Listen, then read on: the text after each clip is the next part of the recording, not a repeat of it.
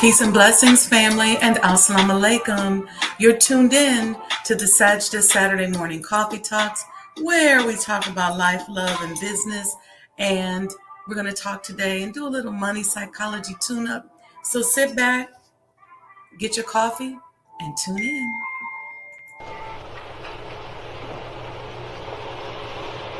O Allah, guide me among those whom Thou hast guided aright, and preserve me among those whom Thou hast preserved, and befriend me among those whom Thou hast befriended. Bless me in whatsoever Thou dost grant me, and deliver me from the evil of what Thou hast judged. Surely Thou judges, and none can judge against Thee, and he whom Thou befriendest is not disgraced. Blessed art Thou, O Lord, and exalted be Thee above what they set up besides Thee. I bear witness, nothing deserves to be served besides Thee, and I bear witness that Muhammad is Thy servant and apostle. Amen.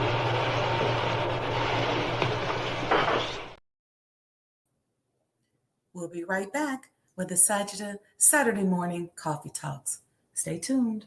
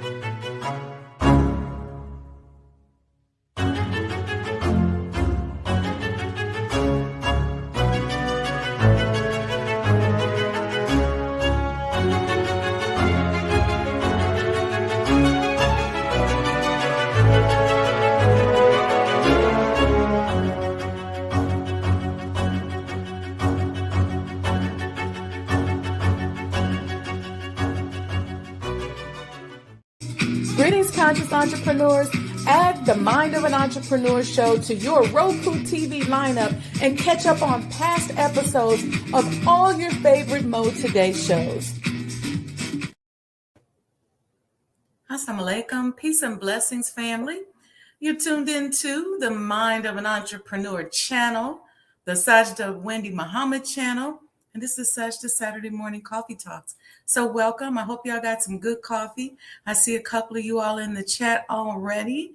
So welcome. Wa alaikum salam, Asana and Afini. Welcome, welcome. Thank you, thank you. So, wow, it's been a little bit of a turbulent week for me. Just dealing with a lot of stuff. Moving into a new dimension. Wa alaikum salam, Brother Michael.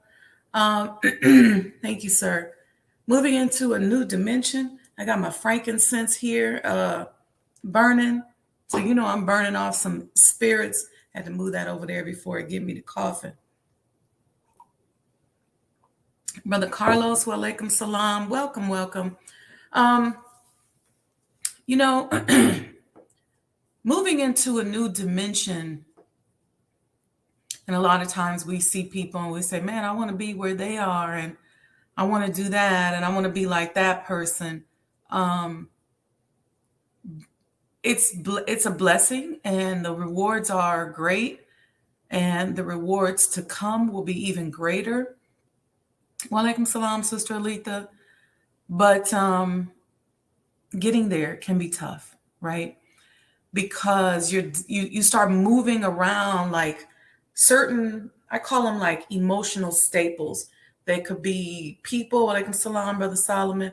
They could be people, they could be places, they could be things, they can be situations that are your kind of emotional anchors that sort of start to shift on you. And it's because what Allah begins to require us to do is to think differently. Because in order to handle major blessings, tremendous blessings, He has to be certain that we're thinking on a certain level, right? If He's about to bless us, for example, with a lucrative business, He wants to make sure that we don't have a 9 to 5 mindset. A lot of y'all don't understand that because you remove Allah or God or your spiritual practice from your business, and you think that that's going to get you somewhere. If you go and take a look at one of the friends of the show's Brother Bedford, I think it's at brotherbedford.com. He did an interview with successful Black millionaires and billionaires. And one thing that they all have in common is that they all have some form of spiritual practice, some form of religious practice that is folded into their divine mission as a millionaire and entrepreneur.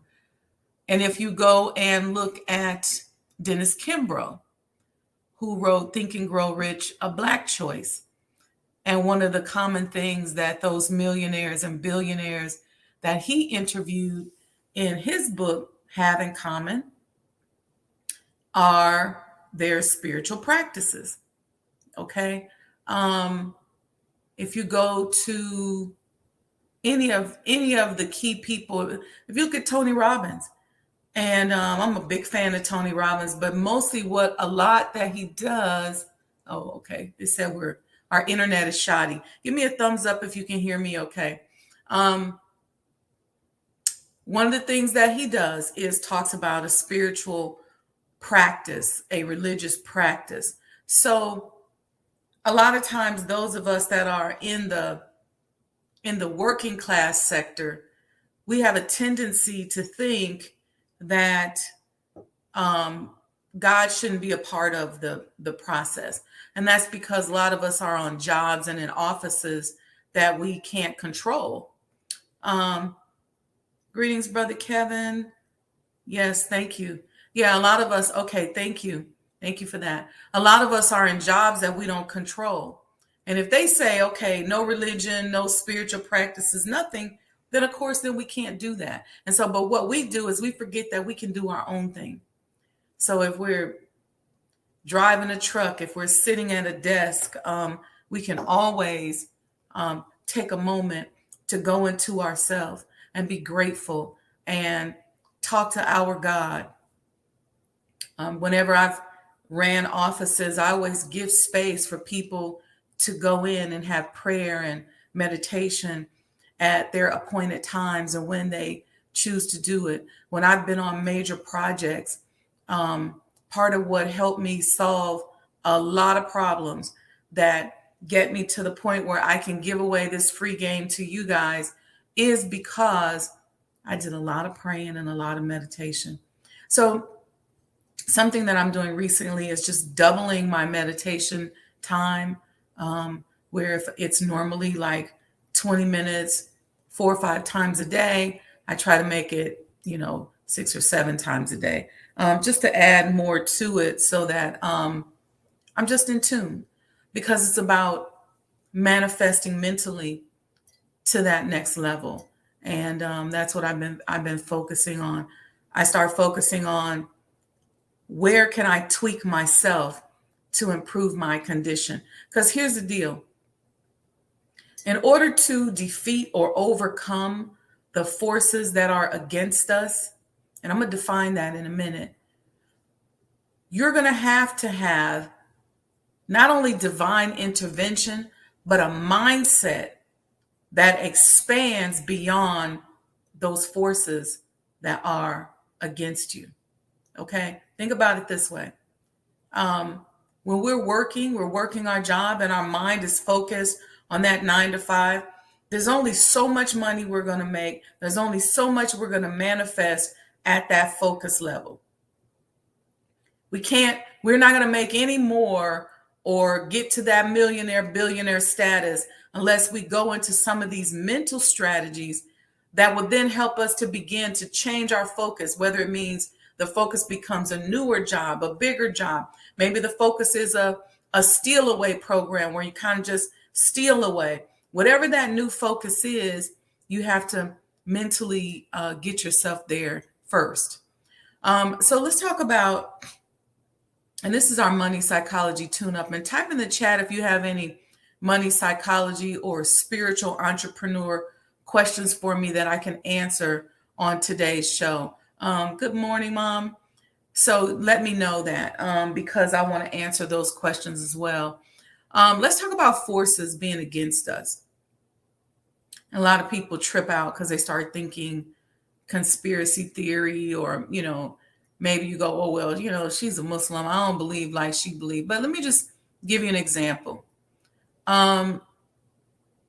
George Fraser opens up a lot of his speeches. I don't know how many of you all know Dr. George Fraser. He's the power networking guru.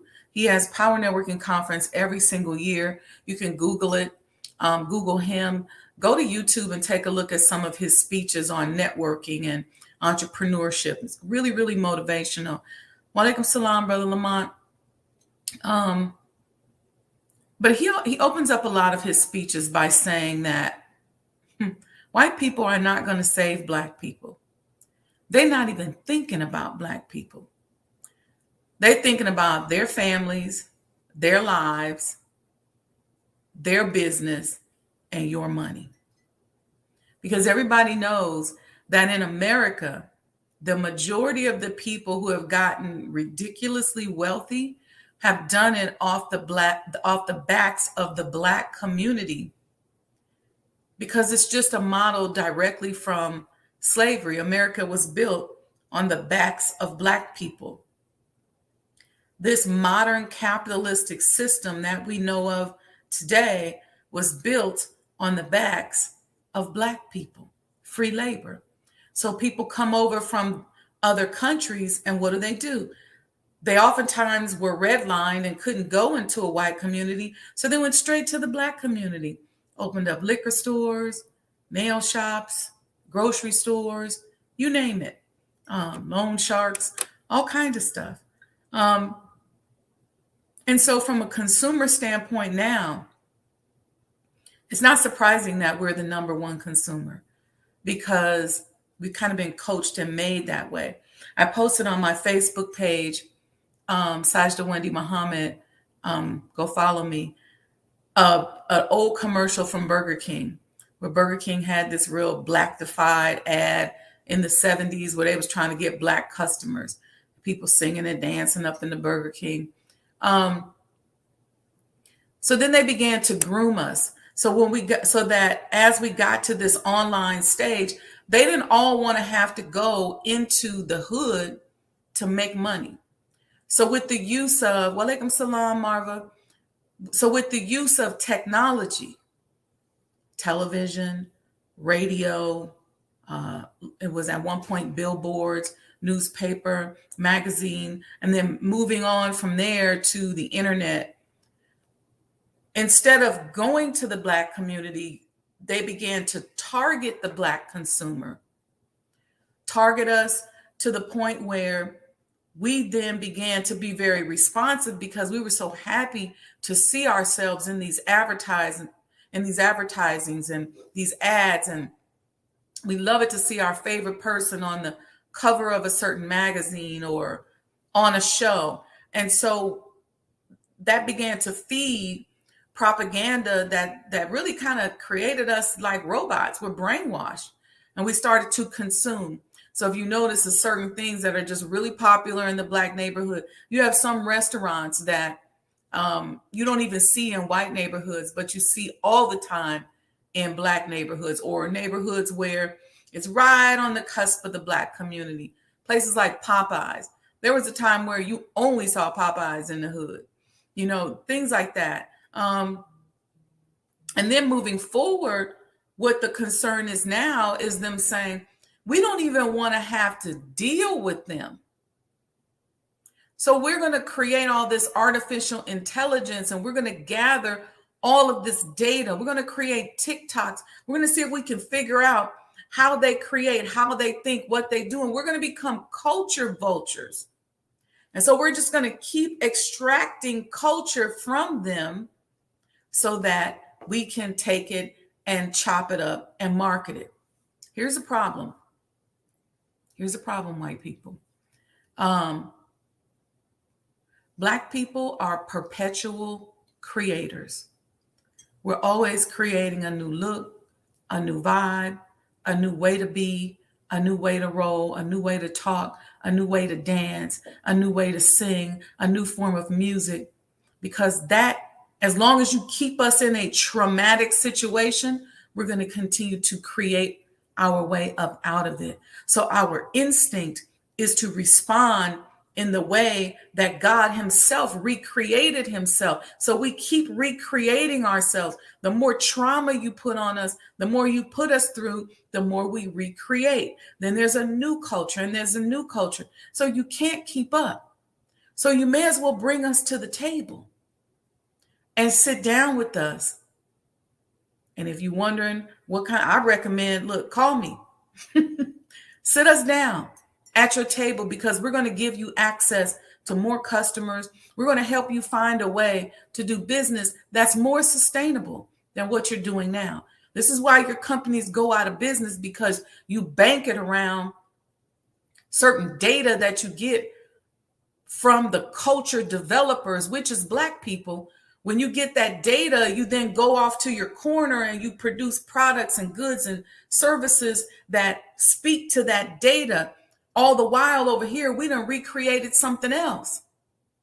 So if you want to understand sustainability, you have to understand how to hook into us and hook into us in those circles that you don't have your imprint in.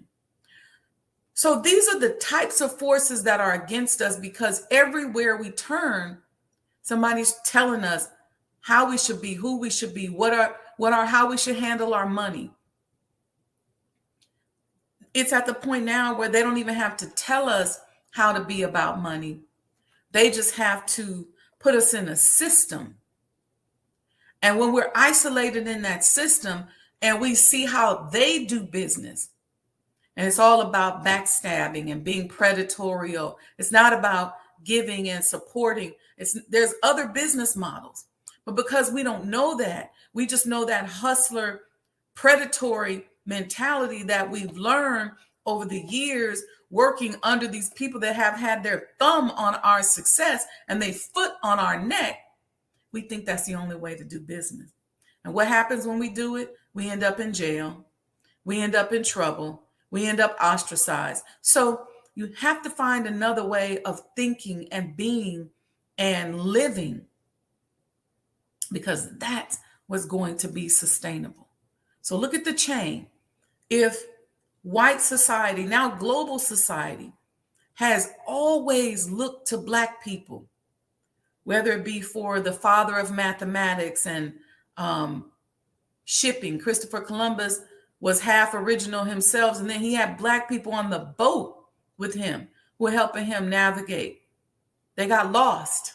That's why they said, oh, there goes some Indians. But those were really original people that were living here on this earth, on this part of the earth that was called the Americas at that time. Abu Bakr had been going back and forth trading with these original people here. They had been communicating telepathically to one another to even know where each other were. The Honorable Elijah Muhammad teaches us that Black people walked here to the Americas or navigated through the Bering Straits. There are tribes in Africa that are nomadic tribes that move around. When I trace my DNA, I'm from a nomadic Muslim tribe on both sides of my family. I'm from Fulani Muslims who were nomads. Nomads meaning they walked. They walked here with their buffalo, with their animals. They migrated. It may have taken them 1,000 years, but they came across the Bering Straits down through Canada, all the way down through South America, migrating, moving. So, but the rest of the world has always depended upon that group of people, which is us, to make money, to do anything, to build the world. So whether it was all the discoveries that came along with that migration process, whether it's stealing African slaves, and African slaves not only went to the Americas, which was the shadow slavery, which was the harshest and most restricting. I know I'm not supposed to say this word slavery, but that's what they say now. Don't say slave. Don't say, it used to say enslaved person. Don't say slavery. You should say enslavement. There's probably something weird in there with that. But anyway, I'm going to say it because I think y'all understand where I'm coming from. Whether it was taking Africans, and African slaves went throughout the world. So not only were we, the majority of the slaves were taken by the Portuguese and down to Brazil and throughout South America. Then you had in sub-Saharan Africa, different tribes that were then taken to the US, to the Caribbean, but first to the Caribbean. They dropped off those that they say they really couldn't control. The more palatable ones, the Americans liked. So they brought us here.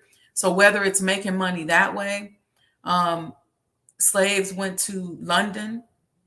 A lot of the Black people that are in London came there as enslaved people.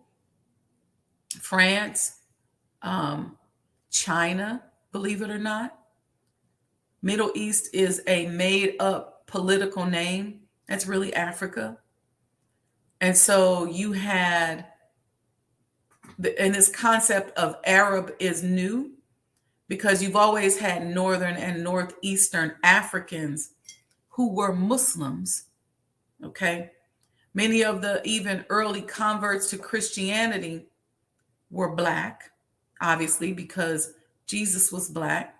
And even the concept of Islam and Christianity, that came later. That came after Prophet Muhammad. That came after Jesus. Those are terminologies that are used to divide us because so much of the Bible and so much of the Holy Quran are intertwined with one another. So that dividing and packaging in order to make money became a staple. And so these people have always used us and our culture to make money, whether it's, taking us around the world and then later going, okay, that not only are going to be free slaves, when they get out of slavery, we're not even going to tell them that they free. That's why we have this holiday called Juneteenth, because I forget the date that slavery was actually, somebody can put in the chat if they know the date that we were supposedly, allegedly free, the date of the Emancipation Proclamation. And it wasn't until June 19th that a lot of people found out. A lot of folks are saying, well, how could that be? Well, there was no internet. There was no mail. Had to travel word of mouth. Even if there was a newspaper, that newspaper had to be taken somewhere and dropped off. So it took time for the word to spread that we was free. And so even after that, putting people into sharecropping situations. Is that the date of the Emancipation Proclamation, Sister Sandra? She said June 19th, 1965. That's Juneteenth. But what is the date of the Emancipation Proclamation is what I want to know. Thank you for that, though. Then we went into the Industrial Revolution. Some of these companies right here in Chicago especially the meat packing companies. So a lot of your grandfathers and great grandfathers worked at meat packing companies. The industrial revolution began to say, hey, you know what? We're having problems with these white unions, the Irish and the Germans who had come over, the Europeans, I should say, who had come over. They had began to form unions, and they began to demand certain wages. And so the industrialists said, you know what? We sick of this. What we're going to do is we're going to put signs up and down the Mason-Dixon line to let Black people know that if they come and work for us, we will give them an hourly wage in exchange for an hour of services. Well, for Black people, that sounded great. January 1963. Okay. So it took, in some cases, if you study the Civil War, there's always this short version that they put out there. But if you study the Civil War and the dissemination of information from January of 1863, it took, in some cases, 1 to 2 years for people to even find out that the Emancipation Proclamation had been signed. I think if you lived in some of the more major plantation areas, can't even say major cities, but some of the larger plantations, they knew.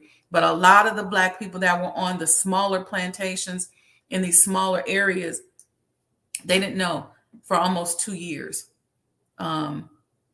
That's the kind of broader version of that explanation. I won't go into that, but so let me go back to the industrialists. The industrialists were having problems with the unions, with the Europeans. They started making certain demands, certain human rights demands. They started demanding better working conditions and more money and things like that. And they said, okay, well, Black people will be really happy.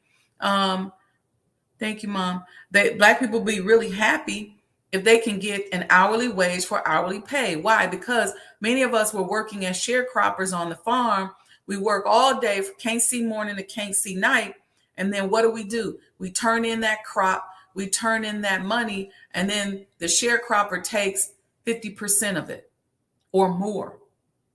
So we work all of it. And so the thought of being able to work for 1 hour, where we may work, 12 hours for, was enticing to a lot of us.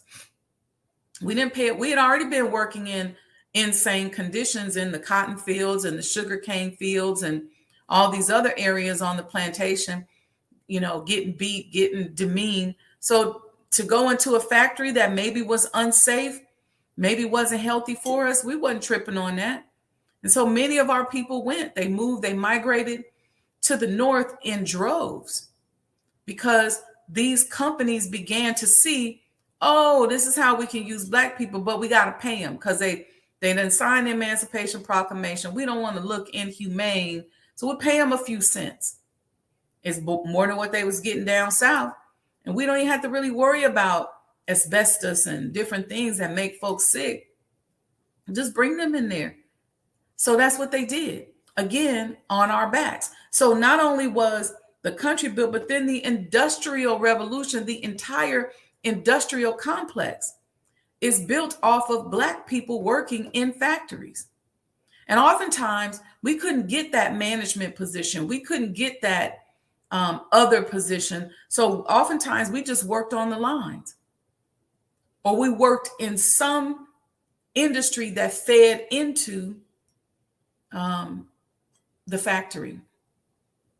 What am I saying? Again, on our backs. We were discouraged from being entrepreneurs.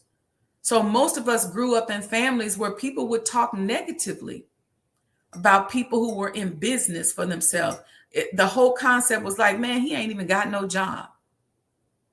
I remember how my grandmother used to treat the door-to-door insurance salesman when he would come over. He'd get cussed out.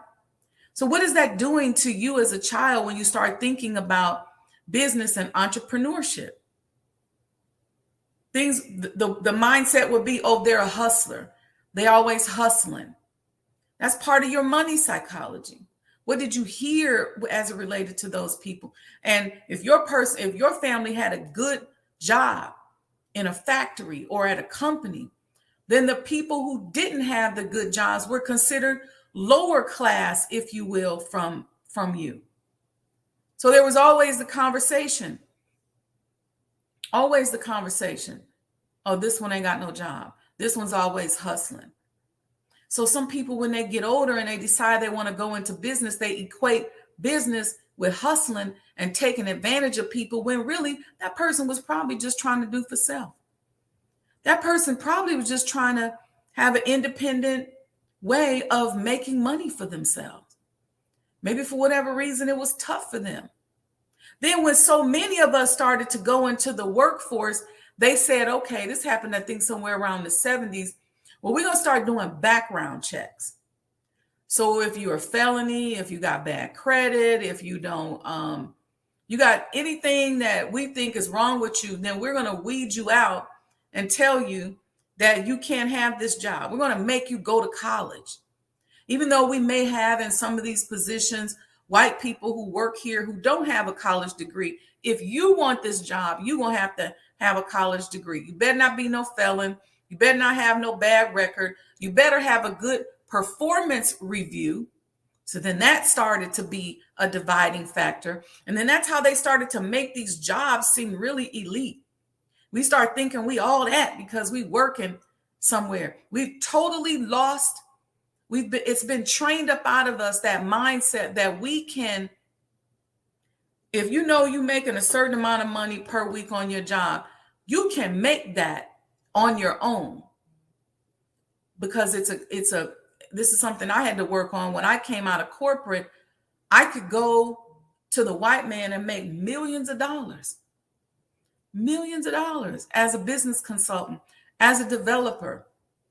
I'd get hired. I had my own business, but I'd get hired on the projects and they say, build this pipeline, build this or that. And I would build it. And they didn't pay me no percentage of the pipeline. They didn't pay me no percentage of the highway extension. They didn't pay me no extra money for building any of this stuff. I got my annual salary, which they made sure was really good, right? So it was better than other Black folks. People like, what, you making almost $300,000 a year? What? But that's how they did it. So when I got ready to say, well, I want to be my own developer, I want to develop my own stuff, I struggled and had to take emotional intelligence courses because I said, if I could do this for somebody else, why can't I do it for self? And there was a reason behind that, because I was suffering from the greatest sin that has ever been put upon any person in the world. And I'm going to play a little short clip video where the minister talks about this. Give me 1 second here. I'm going to take myself off screen. You feed yourself foolishness, you make a fool of yourself. And any time you waste time feeding yourself foolishness, making yourself to think and to act as the foolish, with every foolish act, you are being further and further removed from your connection to God. The Black man and woman of North America and the world in general has been robbed of the knowledge of self. And the Honorable Elijah Muhammad said to us, this is the worst of all robberies, to take away from a human being the knowledge of self.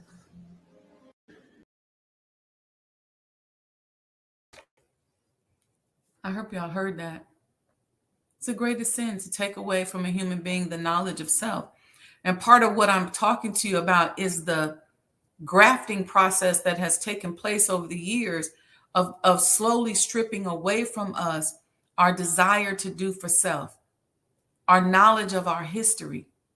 Many of us have no idea that while the white man was building his industry through the industrial, what they call the Industrial Revolution, that there were Black entrepreneurs during Reconstruction and beyond who were inventing, who were your inventors, who held patents, who were making money in their independent businesses that were ultimately destroyed.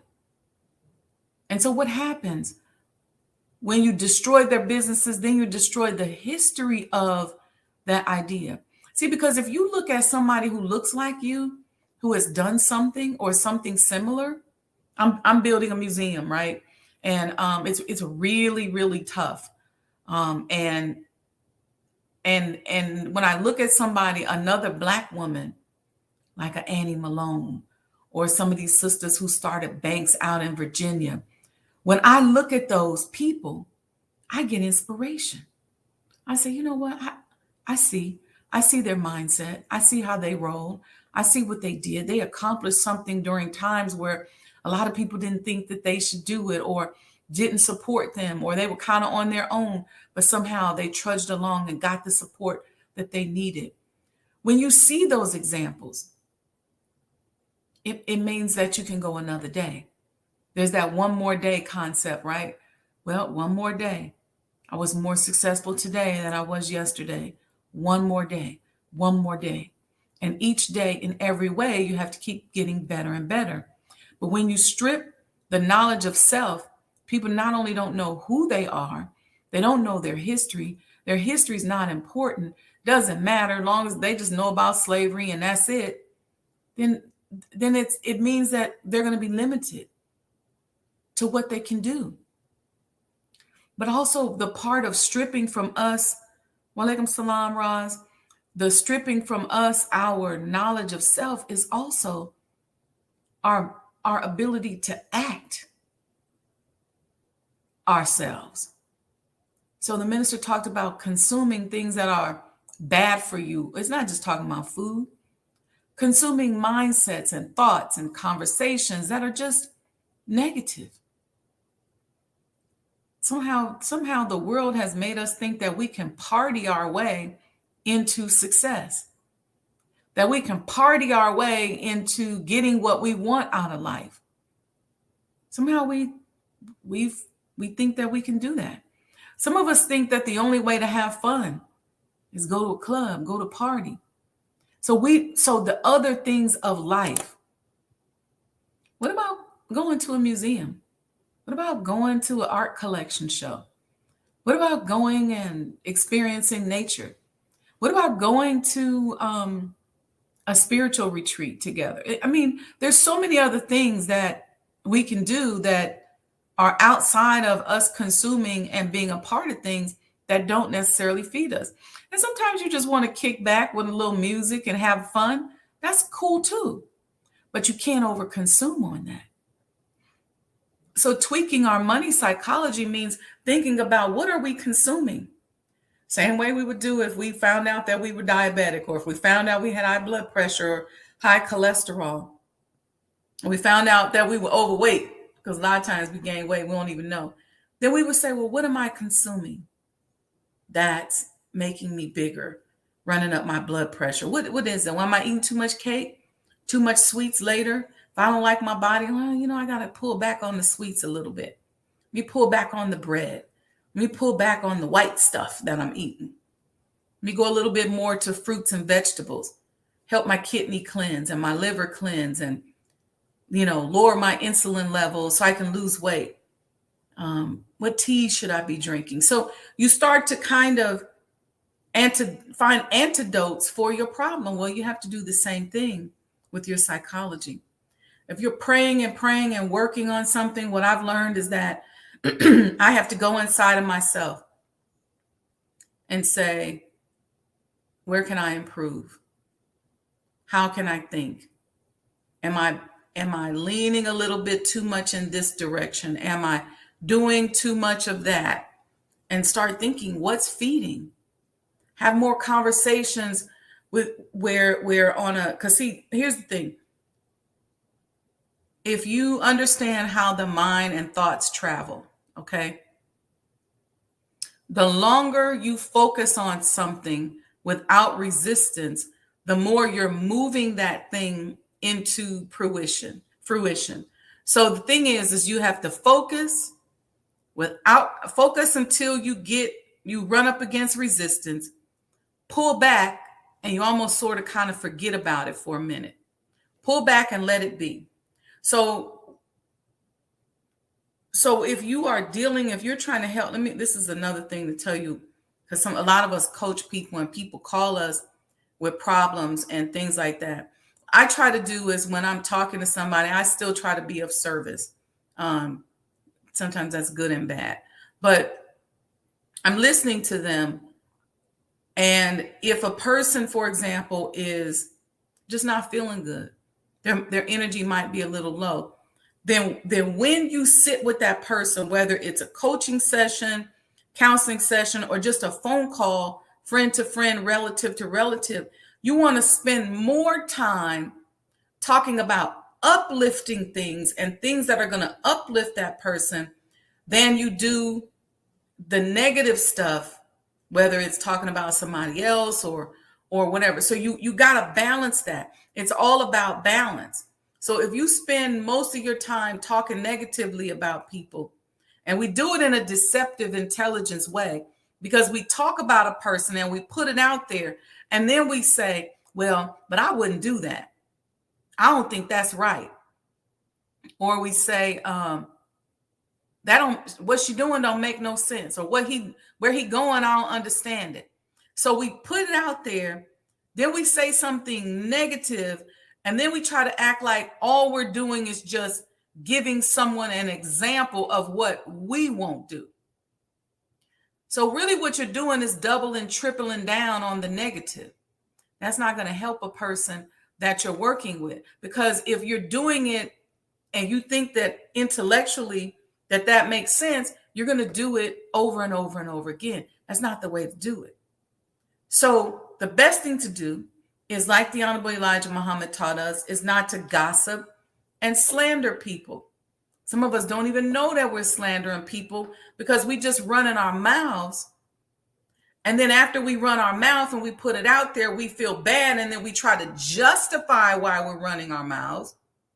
And then after we justify why we're trying to run our mouth, we try to say what we would do and why we wouldn't do it. And then that adds on to it. So it becomes slander, because that person that you're talking to now is looking at what you said. And even if they consider you a reliable source, and even if you think you said it in a way that's promotional or supportive, most time it's not.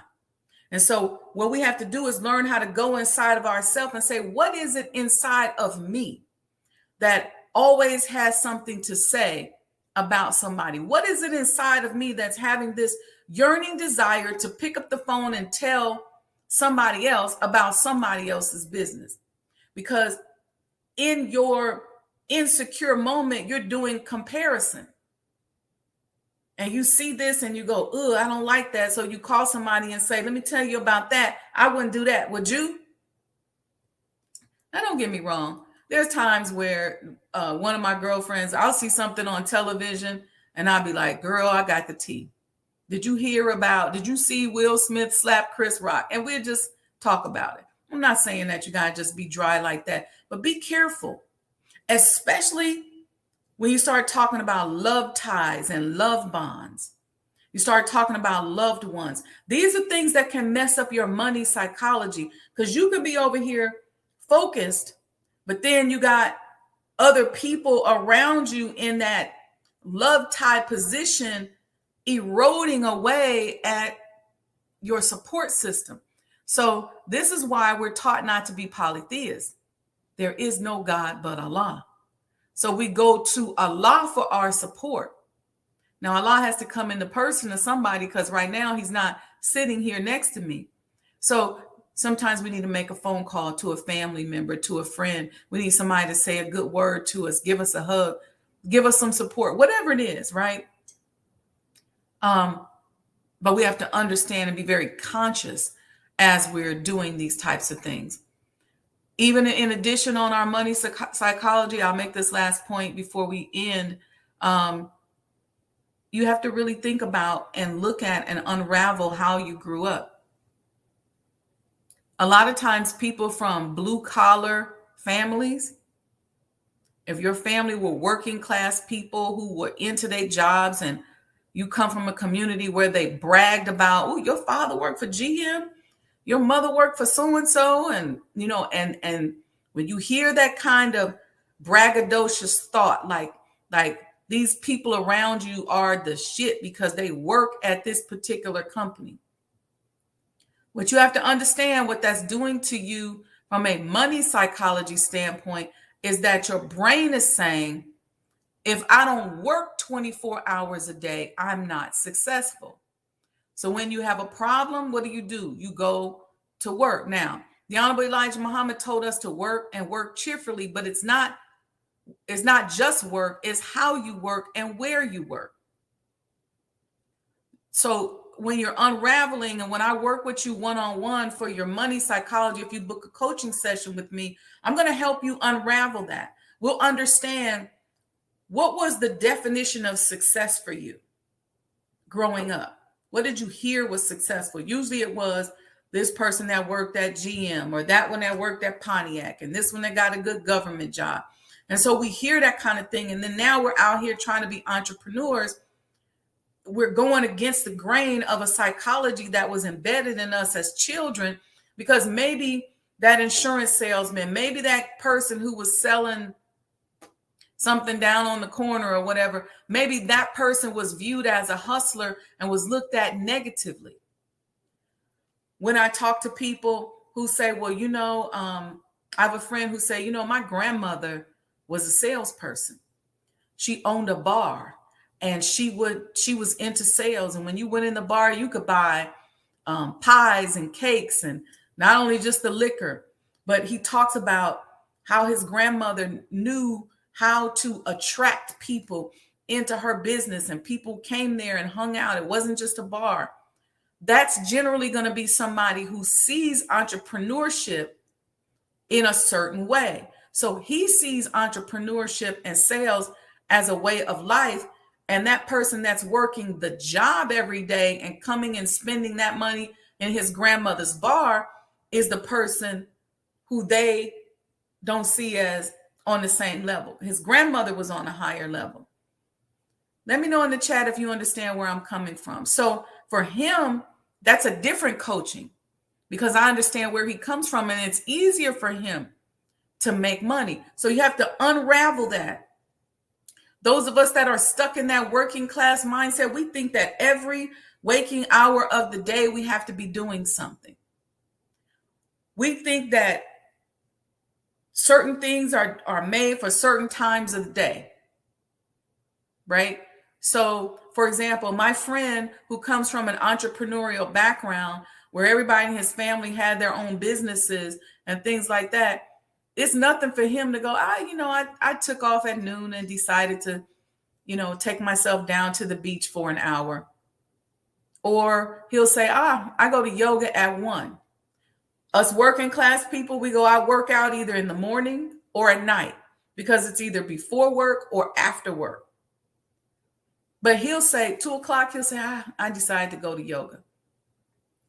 So breaking up that pattern, because let me tell you something, you have to be able to manifest your way there. This society that we live in already knows that if you're working a particular job, and I'm not putting jobs down, don't get me wrong, I just want us to understand when we're working on our job. If you're making $150,000 a year, how much more are you going to be able to make next year? Well, if you work that job, what are you going to get? A 5% raise, 10%? You might get 20%, or maybe you'll get a bonus. But if you're sitting up saying, no, I want to be free, I want to be a millionaire, I want to be a billionaire, it's not going to happen on that 9 to 5 unless you move into some type of partnership, some type of profit sharing. Something has to change. Unless you kind of steal away, have something that you do on the side. These are things that I help us to think about when we're unraveling our money psychology. The other thing was, what was the conversation? I have another friend who said that his father always talked to them about IRAs and bonds and investments and how to handle money and things like that. He said that's what they talked about around the dinner table at his house. Well, for a lot of us, we didn't have a dinner table. We didn't have family dinners. A lot of people today don't raise their children where everybody in the house eats dinner together. You got the child who's off on their own island, even if they still at home at 25 or 30. You got the wife that's on her island, the husband that's on his island, whoever else lives in the house. Everybody's on their own little island and nobody's coming together. There's no orchestrated unification. It's just all island living. Well, what does that do to us? What does that do to our money psychology? See, many of us that go into business for ourselves as entrepreneurs, we end up on an island. And so a lot of us say, well, I don't want to be on this island. So we try to get off the island and we give up our entrepreneurial dreams. And we say, well, you know what, I'll just get a job. A lot of people are so restricted from a money psychology standpoint that they will even restrict you in an effort to protect you. Or even in their, that gossip slander thing. It's so funny because when I moved to DC, I was commuting to DC, working on a project with the Obama administration. And then I had my business partner, Dr. Dormo, as a consulting project for a lot of years. And then I moved into a profit sharing position and then ultimately helped build the hospital. I ended up evolving out of that because I never actually meant to stay there permanently. It was just going to be a building and development process. And it was time to manifest on another level. So one thing about me, I'm always trying to go from level to level. But we started to gain a lot of notoriety, right? As, what we were doing in the healthcare field and helping so many people. And people would say, people in my family would say, oh, she's that dude's secretary or she's that dude's manager. I've never been a secretary my entire life. And I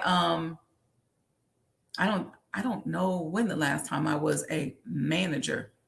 So my point is, and this is not even to bash anybody because people are where they are. And the other part of learning is understanding that there's a consciousness level attached to everything. So people who live their life by reducing and packaging people, there's a consciousness attached to it. And so they are where they are, and that's why they are where they are, and it is what it is. But so I try not to bash people. I try to just understand this is where you are. And so what I have to do sometimes is understand I got to adjust because people are at different levels. And if I'm going to get to this other level, sometimes I have to kind of fall back. But we all have to know that, right?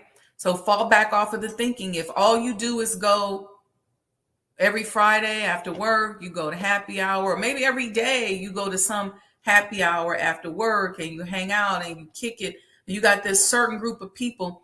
Start to play around with the mix of people. Maybe you always talk to this one particular person every single day. And so maybe you got to move it around. My mom said it's how people value and see you. That's exactly right. Some people they just can't see you. And so you got to know that. You got to know that when you're standing in the face of somebody. See, I think we know that with white people. I think we know when we go to work that they can't see us. We want them to see us, but we know that. So we work extra hard to get them to see us.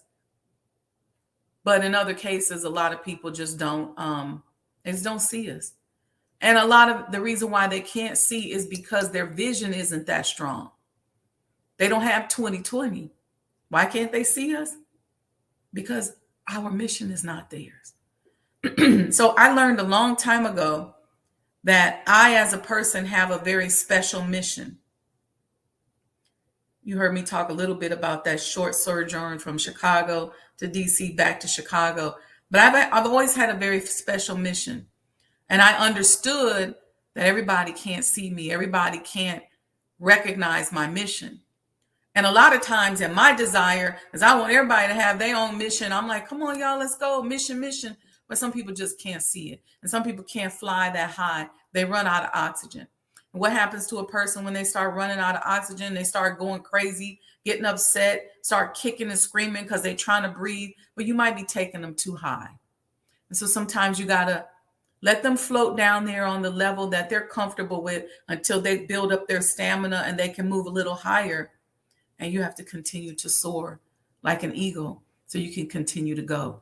So part of working with your money psychology, I will work with your thoughts and your spirituality around money. Okay. So if you do want to book one of those sessions, money psychology, emotional intelligence with me, where I'm just working you through some stuff. Look, everybody needs a coach. Everybody needs a counselor. If you go to my links on Instagram or Facebook, Sajda Wendy Muhammad, there'll be a link there for a customized coaching session. And if you buy one coaching session, I will give you one for free. I just wanted to put that out there to you. Let me know in the chat any questions before we go. You see scrolling across the bottom, we are blessed today. We're going to be doing a tour with the Black Muslim History Tour. We're going to be participating in the Black Muslim History Tour that is moving throughout Chicago today. Our goal is to really work towards unity. And we're starting with economic unity in the Black Muslim community. So it's something I'm really excited about, something that I'm so glad. A Breckenridge said, how much are the coaching sessions? So I charge $350 an hour. If you pay for one session, you get two. So that'll be so $350 will get you two sessions. Okay. And we'll work through some of your issues, give you some tools and help you to unlock, see past some of your blind spots and unlock some of your stuck thinking. Okay. So we're participating this morning in the Black Muslim History Tour at Sajda House. We ask that you continue to support. Go to sajdahouse.com to get your commemorative Elijah coin. If you use the discount code Messiah, MESSIAH, you get 10% off. If you say, well, I can't really do a coin right now, you can always Cash App us some support. That may help, pay for security. It may help, get some new flowers. Any little bit helps. So $Mo today, that's MOETODAY. That's our Cash App. Let me know how you all are feeling about these shows, our programming. I asked you all to do little short video clip of testimony. If I've helped you and supported you in any way, I would appreciate that testimony. So I see, thank you, and I Cash App. Oh, praise be to Allah. Okay.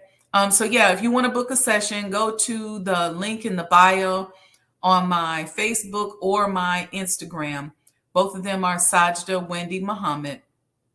And if you go there, you can book a session and I will give you one for free. That's a really reasonable amount. I have people in my coaching circles. They went on my links and they said, what are you doing? We charge them $1,500 a session. I said, I know a lot of our people haven't manifested to the point where they can get at $1,500 a session. So we're going to do it so that we offer and we can give back. And supporting, I know that Allah is with us, and I know that He's with me in my desire to give back and uplift His name. So thank you all in the chat. Let me just shout y'all out before we go. While y'all are Cash Apping $Mo today, or while you're ordering your coin, I'm going to do this little shout out. Let's go back here in the comments. Patty G said, love and finance. Love and finance is so important. Brother Lamont said he's working on it. Brother Lamont, I don't know what you're working on. You mean your video? He said he's working on his video. Okay. Brother Lamont, you sent me a really beautiful message the other day. I think all you have to do is just read that message that you talked about when you were in the hospital and us praying for you. And we pray for everybody. I wish everybody here that's watching and listening more love, more goodness, more peace, more abundance for you than you've ever experienced or imagined. That's what I want to put out into the world. Why do I put that out into the world? Because that's what I want to come back to me. Love, support, abundance. And so we wrap our virtual arms around you. Thank you so much, A. Breckenridge. We already answered that question. Let's see. Yep. How people see and value. We addressed that comment. So we wrap our beautiful and loving and virtual arms around you if you're in this community, if you're watching, and whatever you're going through. I just pray that you understand that Allah is with you, that He is just working you and tweaking you and getting you ready for that next level. And it's just the labor process. Solomon I said it's like committing suicide because you have to kill a part of yourself. Yeah, he's referring back to when we were talking about how the grafting process that has taken place since we've been here in America to graft our creativeness out of us, our connection to Allah out of us, means that you have to kill parts of yourself in order to survive. So thank you for that comment. Thank you for participating. I'm going to skip some of these. Shout out Ross Nora.